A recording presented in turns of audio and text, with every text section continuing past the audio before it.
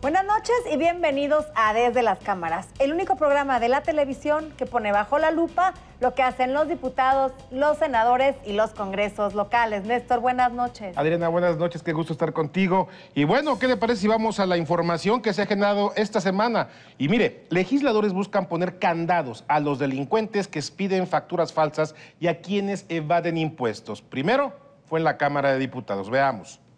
La Cámara de Diputados aprobó elevar las penas en contra de quienes expidan, vendan o compren facturas falsas en el país. Por unanimidad de 417 votos, la minuta del Senado reforma el Código Fiscal de la Federación. Se impondrá sanción de 3 a 6 años de prisión al que expida o enajene comprobantes fiscales que amparen operaciones inexistentes, falsas o actos jurídicos simulados. También irán a la cárcel por 3 meses y hasta 6 años los que compren facturas falsas. Así, cuando un contribuyente incurre en ciertas acciones de este tipo, es ineludible que debe ser sujeto a sanciones por parte de las autoridades correspondientes. Dicen que tan solo de 2010 a 2018 se identificaron más de 8,000 empresas que presuntamente incurrieron en actos delictivos con facturas apócrifas bajo diversas modalidades para defraudar al erario. Como son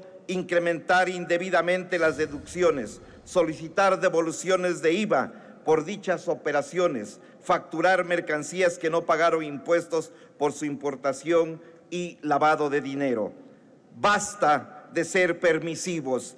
Ya no podemos continuar con la emisión de facturas falsas mediante actos simulados. Generalmente vinculadas con empresas fantasmas y otras como el lavado de dinero. Según las cuentas, la facturación falsa ha provocado pérdidas millonarias a las arcas del gobierno. Cada año, la evasión fiscal por el uso de facturas falsas de empresas que simulan operaciones financieras ascienden a más de 750,000 millones de pesos, según datos de la Procuraduría de Defensa del Contribuyente. Las nuevas sanciones para quienes expidan, vendan y compren facturas falsas se turnaron al Ejecutivo y entrarán en vigor una vez que se publiquen y promulguen por el presidente de la República.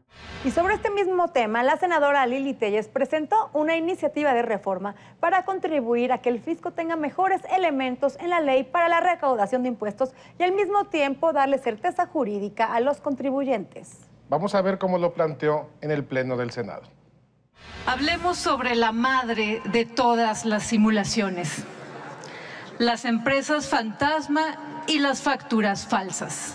Estoy hablando de los evasores de impuestos, los que no pagan impuestos, esos que han sido muy exitosos en su forma de estafar a los mexicanos. Propongo reformar el artículo 69B del Código Fiscal de la Federación. Se trata en específico de lo siguiente. 1. Eliminar el supuesto de no localización de las factureras como causa de inexistencia de operaciones. 2. Determinar los lineamientos y plazos para el procedimiento contra las empresas que compran facturas falsas. 3. Determinar también un plazo de 50 días para que la autoridad fiscal emita la resolución en el procedimiento contra las empresas que deducen en forma tramposa. 4. Precisar que si la autoridad fiscal no emitió en el plazo legal la resolución de las empresas simuladoras, no puede volver a revisar los mismos hechos. Y ante las movilizaciones y protestas de la Coordinadora Nacional de Trabajadores de la Educación, el presidente Andrés Manuel López Obrador anunció que podrían cancelar su reforma educativa y regresar a el magisterio a las condiciones anteriores a 2013. La advertencia del presidente López Obrador de cancelar la reforma educativa y regresar a las condiciones anteriores a 2013 prendió la alerta en la Cámara de Diputados. Regresamos a lo que existía antes de 2013, es volver a consolidar la corrupción en el manejo de las plazas, herencia, venta de plazas y tráfico de personas. No queremos regresar a lo que había en el 2013.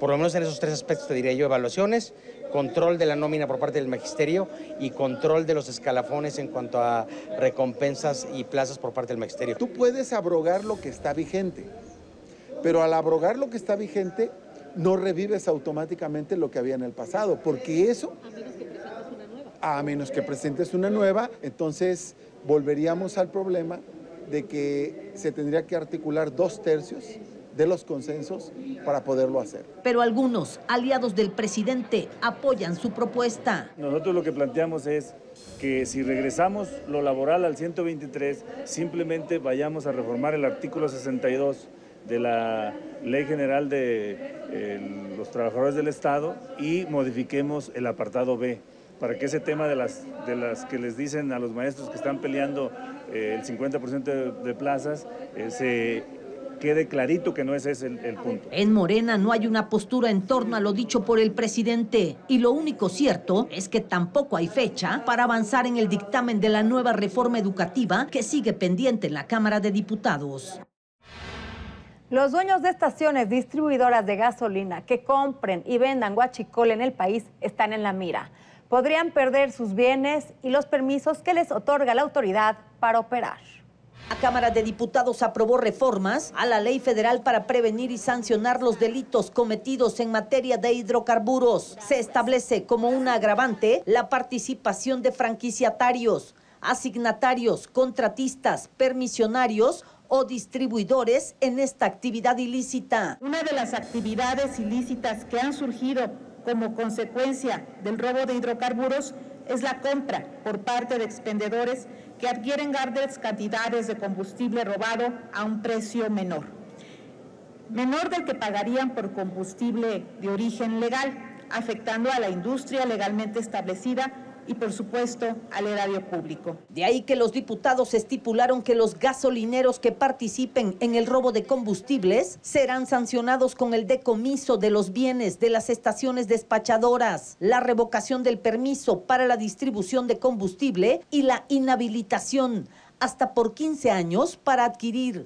un nuevo permiso para la venta de gasolina. Además, serán balconeados. De igual forma, se plantea la creación de una lista negra a cargo de la Comisión Reguladora de Energía, la cual publicará en su página oficial el listado de aquellas personas físicas o morales cuyo permiso o procedimiento se hubiere suspendido definitivamente, con motivo de una sentencia ejecutoriada por los delitos de robo de combustible. La reforma obliga que las unidades utilizadas para el transporte de combustible cuenten con un sistema de geolocalización o GPS a fin de saber en tiempo real su origen, tránsito y destino. Según cifras de Pemex, el robo de combustible aumentó en los últimos años drásticamente, ya que pasó de 10.363 tomas clandestinas en 2017 a 12.581 en octubre de 2018. El dictamen se avaló por unanimidad y se turnó a los senadores para su validación. Y ahora veamos la entrevista que nos preparó para esta semana nuestro compañero Víctor Sánchez Baños. ¿Qué va a representar para la educación de nuestros hijos la nueva reforma educativa de Andrés Manuel López Obrador? La CENTE y el CENTE, ¿qué van a influir? ¿Mejorarán la educación para nuestros hijos? De esto vamos a platicar con el presidente de la Comisión de Puntos Constitucionales del Senado de la República, Eduardo Ramírez Aguilar. Bueno, estábamos esperando la reforma educativa que está generando una gran participación de los maestros y de las maestras del país. Consideramos que no debe haber ni un solo concepto neoliberal, ahí coincidimos con ellos. Debe ser una educación gratuita, pública, laica, evidentemente, y sobre todo garantizarle a los maestros y a las maestras del país su permanencia laboral. Sí a la capacitación, pero que no sea consecuente de un despido o, en su defecto, de una corrección que en muchas de las ocasiones son injustas. Nosotros queremos que haya esa capacitación, que haya ese sentido, que lo hacen evidentemente los maestros. Hoy quedará dentro del marco reglamentario y desapareceremos lo que es el INE. que es el Instituto Nacional de Evaluación Educativa, porque ha sido una protesta que se ha llevado particularmente desde Michoacán, Guerrero, Oaxaca, Chiapas, una protesta permanente que ha convulsionado al país en algún momento y que su aplicación no ha dejado nada bueno. No hemos generado la calidad educativa que hemos estado tratando de llegar. Y se llega a una calidad educativa cuando existe la voluntad del maestro, la voluntad del alumno y también la participación de los padres de familia. Ello será siempre importante.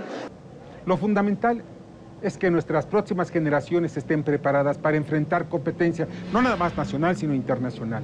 Queremos que nuestros hijos puedan competir, tener también las herramientas suficientes para lograr sus objetivos, no solamente de manutención, sino también de mejoramiento económico.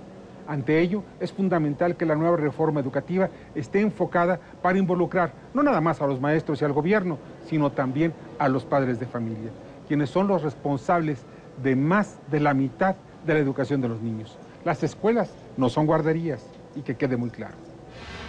Gracias, Víctor. Y ahora vamos con nuestra experta en temas financieros, por supuesto, con Alicia Salgado. Adriana, Néstor, bueno, evidentemente la semana anterior se entregaron a la Cámara de Diputados los precriterios de política económica que debe hacer llegar la Secretaría de Hacienda y Crédito Público al Ejecutivo justamente antes de que concluya el mes de marzo. El día 1 de abril es la fecha límite.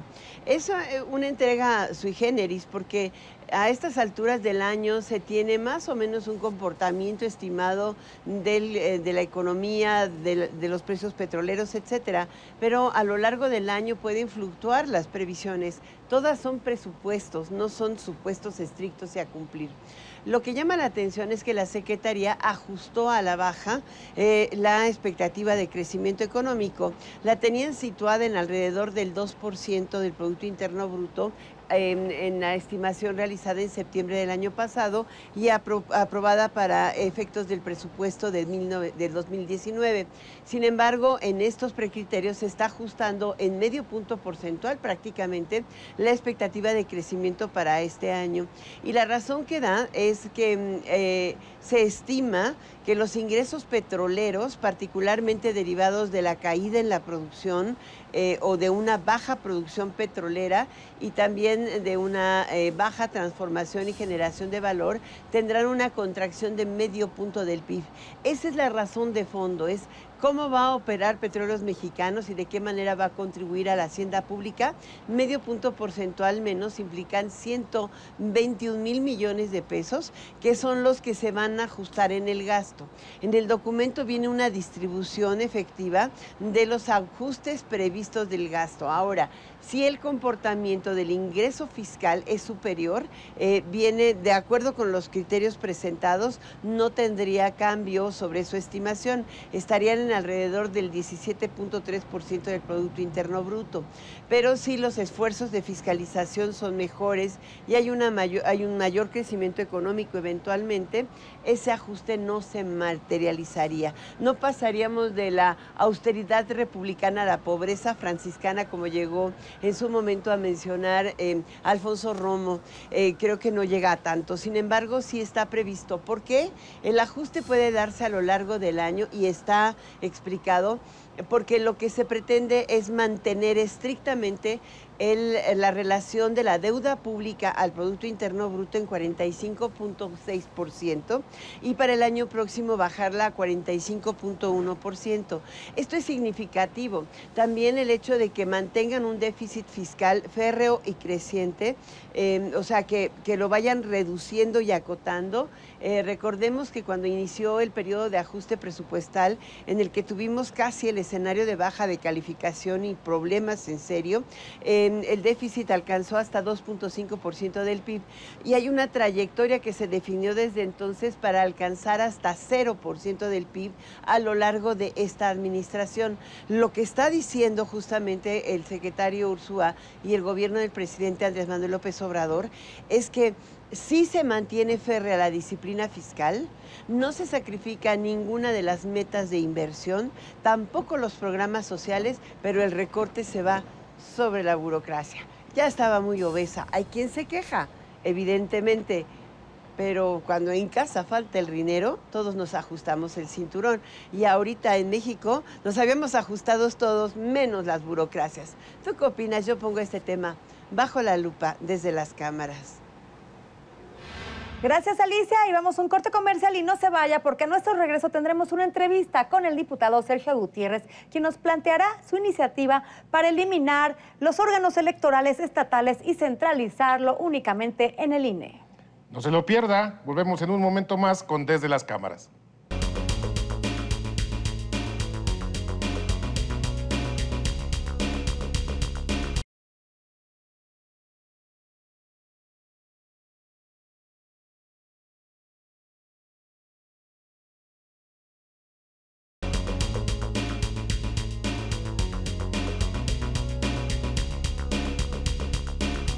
Gracias por permanecer con nosotros. Ya volvimos de un corte y esta noche nos acompaña aquí en el estudio de Desde las Cámaras el diputado de Morena, Sergio Gutiérrez, quien además es secretario de la Comisión de Puntos Constitucionales. ¿Qué tal, Sergio? Buenas noches. Buenas noches, Adriana. Buenas noches, Néstor. Gracias por permitirme estar aquí para compartir con su auditorio las iniciativas que traigo y lo que se está haciendo en el Congreso. Creo que es muy interesante y que debemos difundirlo.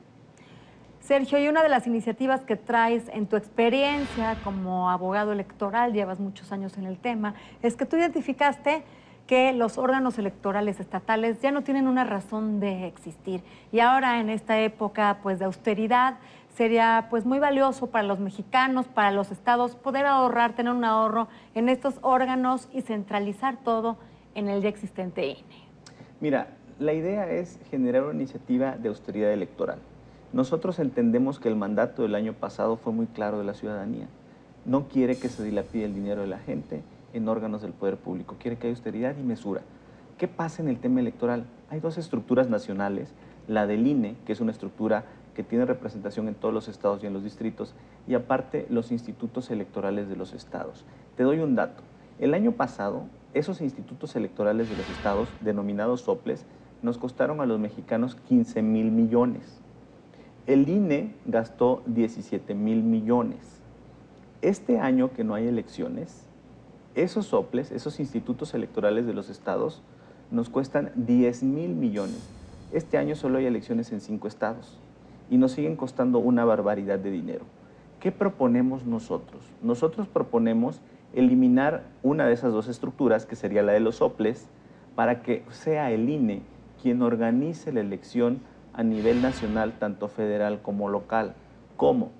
Fortaleciendo al Instituto Nacional Electoral, también reduciendo gastos que puedan ser superfluos, pero fortaleciendo sus facultades y que ellos organicen toda la elección.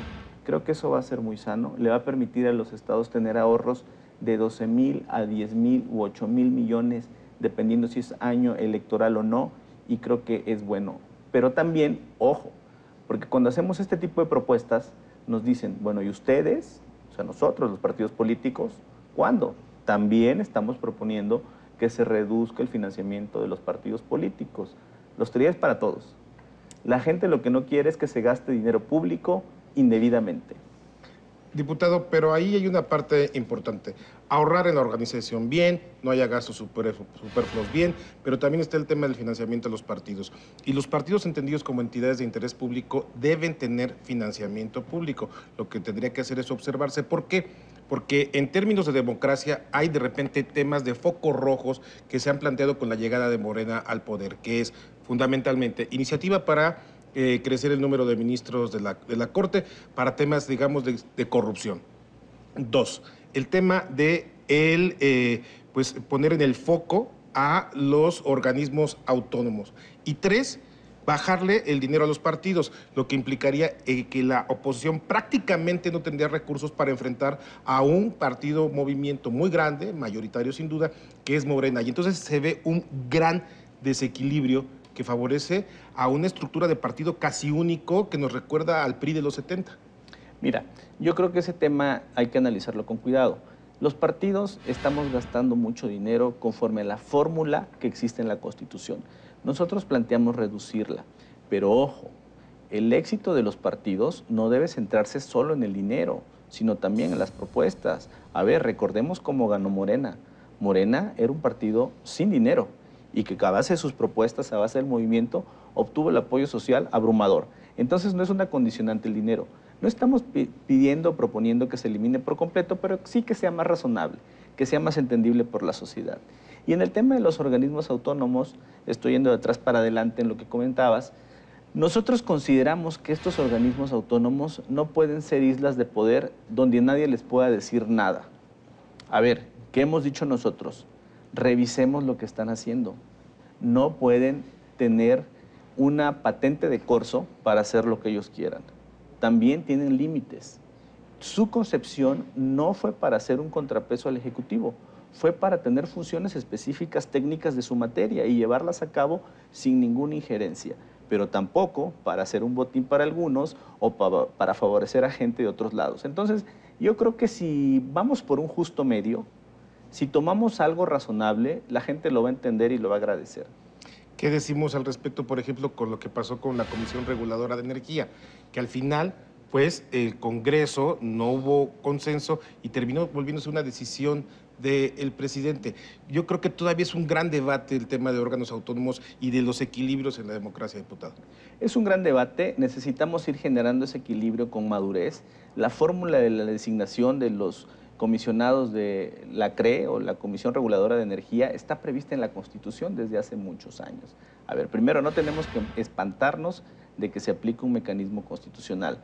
Segunda, los perfiles que quedaron fueron buenos perfiles, personas que tenían experiencia en la materia, experiencia en la materia y que pueden sacar adelante ese trabajo. A veces se les estigmatizó por una deficiente o no adecuada desempeño durante las entrevistas, pero esto no lo es todo, no lo es todo. A veces se magnifican cosas que no necesariamente están en el corazón de los temas. Si no nos espantamos de estos mecanismos y tenemos la madurez para entender que así funcionan los estados democráticos, entonces, y analizamos cuáles son sus funciones, sus decisiones o lo que ellos llevan a cabo, entonces vamos a poder tener un espectro más claro y poder estar todos en armonía.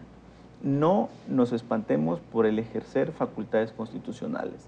No pensemos tampoco que los organismos autónomos están para molestar al presidente. No están para molestar al presidente, no fueron hechos para eso. Fueron hechos para funciones muy específicas y la mayoría de los casos de carácter muy, muy técnico. Entonces, no es un pleito y no tenemos por qué ver un pleito. Diputado, en términos del diseño institucional en materia democrática en nuestro país, se ha planteado desde hace un buen tiempo lo que sería el cambiar de régimen realmente, el entrar a un régimen semiparlamentario, por ejemplo, como el francés, modificar el régimen en nuestro país. En la agenda de Morena existe un planteamiento que pudiera llevarnos a un nuevo sistema para realmente construir un cambio de régimen real, de régimen político, de gobierno diferente. Mira, no traemos en el tema esa agenda. Nuestra agenda es fortalecer los órganos del poder público que están ahorita, pero con una visión de austeridad y de eficacia y eficiencia. ¿Qué exige la gente? Exige resultados. Exige que los órganos del Estado, sean cuales sean, estoy hablando de ejecutivo, legislativo, judicial, órganos autónomos, órganos electorales, todos, den resultados, sean eficientes y que no sean botín de ciertas personas. Entonces yo creo que si vamos por ese rumbo, nuestra democracia mexicana ha funcionado. Ha tenido muchos baches, pero a la final ha habido alternancia en todas las instancias de gobierno. Y ciertamente en esa madurez hemos visto algunas injusticias, pero hemos llegado a un punto donde lo que necesitamos hacer es fortalecer nuestras instituciones para que México sea más maduro. Ya se expresó la voluntad de la gente de manera espontánea, lo vimos el año pasado. ¿Qué podemos esperar en las próximas elecciones? Que la gente vuelva a hacer lo mismo. Y la gente va a distinguir entre quien trabaja y entre quien no trabaja. Va a exigir entre quien le da resultados y quien no le da resultados. Entonces es lo que debemos trabajar por el bien del país. Muy bien, diputado. Se nos acabó el tiempo, Adriana. Se nos acabó el tiempo, diputado Sergio Gutiérrez, secretario de la Comisión de Puntos Constitucionales. Le vamos a dar seguimiento a la discusión y aprobación de estas iniciativas tan importantes. Néstor, ustedes no se pierdan, próximo jueves, 11:30 de la noche, el único programa que pone bajo la lupa pues el trabajo de los diputados, los senadores y los congresos locales. Desde las cámaras, nos vemos. Muchas gracias, saludos. Buenas noches. Buenas noches.